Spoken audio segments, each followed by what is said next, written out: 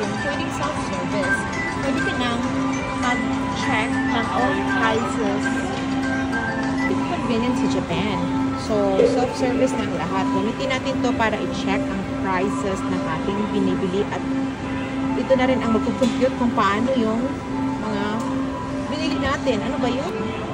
Laishu kasi may sariling lagayan din siya. Let's go! Let's go shopping! If you don't know how to speak Japanese, you can choose the language. Mayroon dalawang language, Nihongo at saka English. English na! Uy, gibira ni Bibi. Uy, gibira ni Bibi ang... Okay, yan. Let's go! Uy, gibira man ni Bibi. Uy, ay, bira habi. Let's go na. Hala, hala. Hala.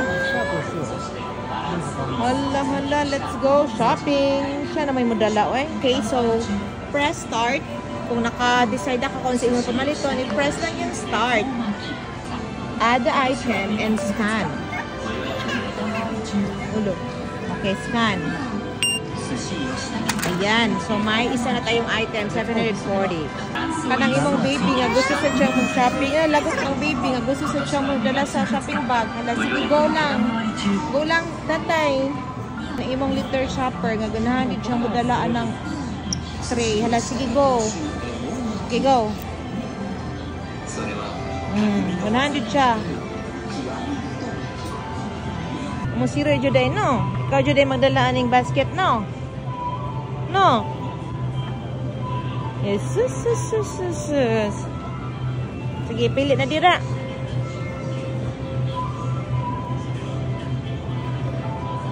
Self-service kanta. Okay, this is the barcode. Tap to scan. Pura na? Click scan.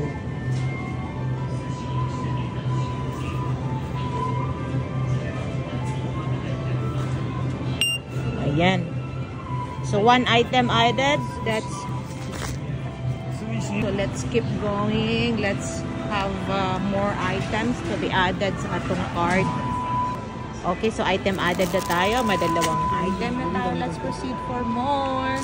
Press ang continue.